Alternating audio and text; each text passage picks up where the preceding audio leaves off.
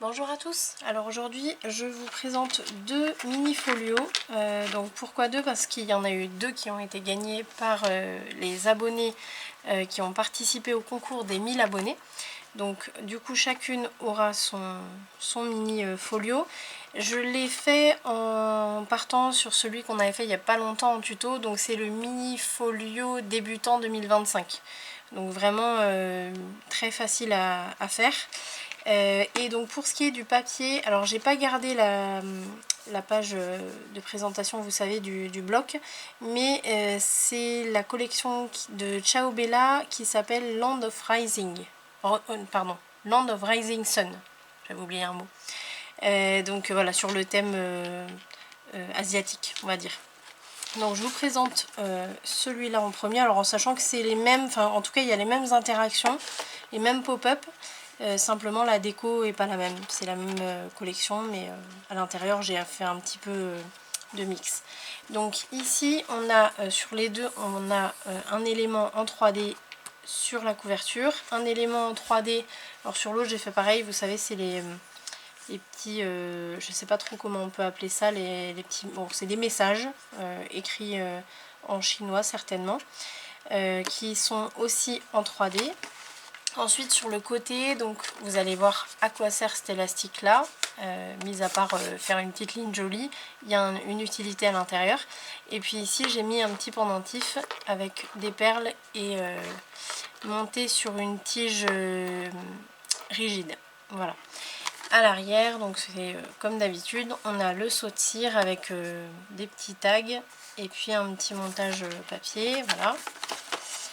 Ensuite, donc ici c'est fermé par deux, je sais plus si j'ai mis deux ou trois aimants, trois aimants, voilà.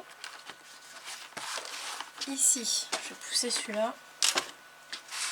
Donc ici, on pourrait peut-être mettre une photo, après moi j'en mettrai pas personnellement parce que on a quand même le joli papier. Peut-être en se mettant ici, en mettant une peut-être 10 par 10 et en débordant un petit peu là. Bon, je sais pas, il faudrait voir. Là, de toute façon, la personne verra ce qu'elle veut faire. Donc ici, on a une première section. Donc, première section, ici fermée par un aimant, avec un élément en 3D ici aussi. Ici, ah non, au départ, je voulais ouvrir pour faire comment dire, une pochette où on puisse mettre une photo, mais bon, je me suis dit non, il vaut mieux pas, on garde ce joli design là. Donc ici on a les cartes cachées, donc avec du coup 1, 2, 3 emplacements photos, donc qui rentrent dans la pochette. Ensuite ici on a un fermoir aimanté avec la double pochette triangulaire avec l'image interrompue, donc avec une grande carte et une petite.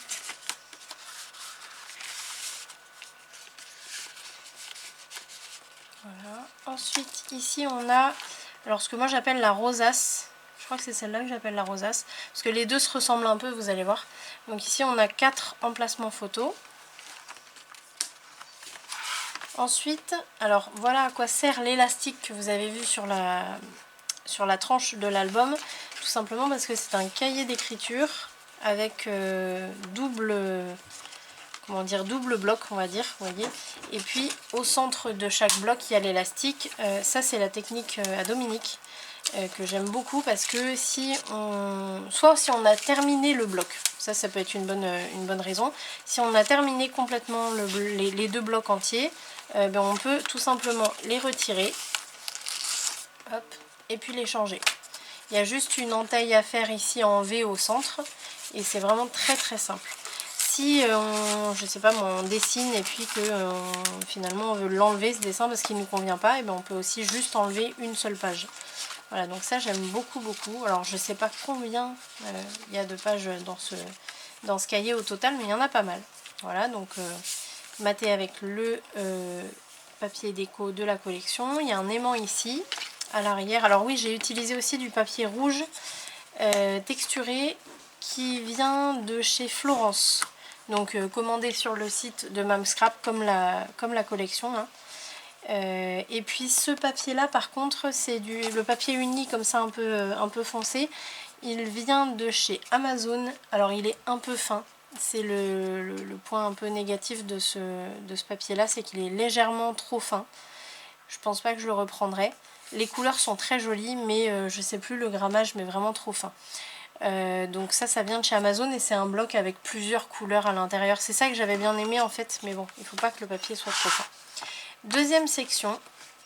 Donc pareil, hein, c'est un peu, on va dire, le effet miroir du premier. Sauf que là, on a donc ici, donc fermoir aimanté aussi, avec la pochette Illusion.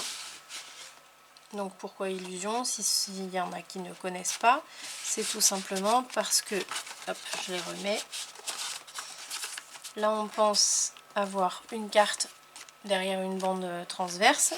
Au final, on a une petite carte et une grande carte. Voilà. Et en fait, l'image, elle a été tout simplement coupée en deux approximativement pour faire un effet un peu de, comment dire, de carte illusion. Je suis à l'envers, c'est pas facile. Là, j'essaie de les mettre à la même hauteur. Voilà.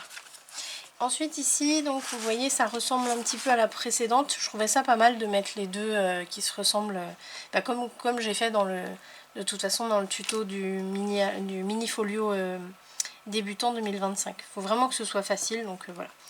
Et ici on a donc 4 emplacements photos, plus 2 grands ici, donc ça fait déjà pas mal.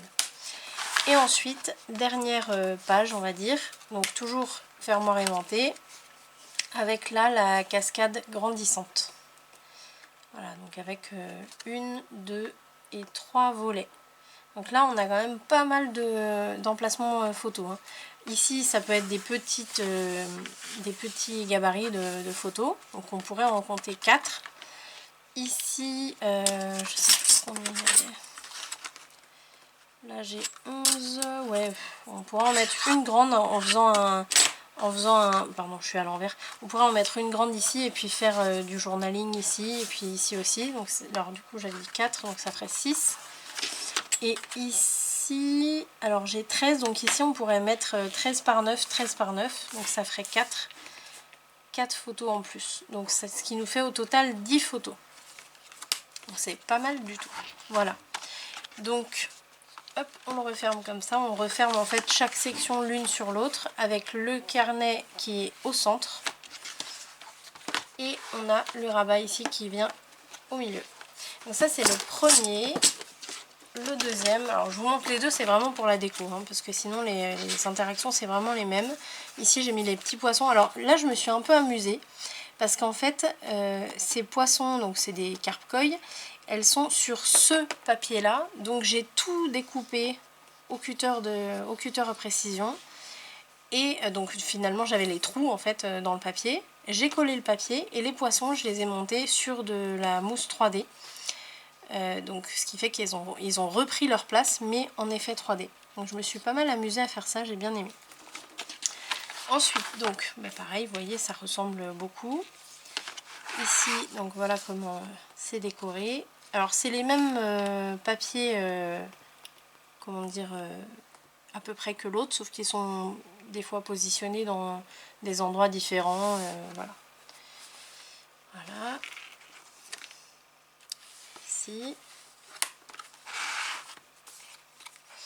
Ici on a donc la double pochette triangulaire avec les deux cartes. Ici la rosace.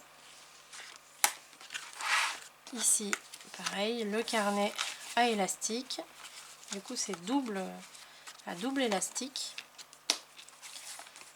Ici, là.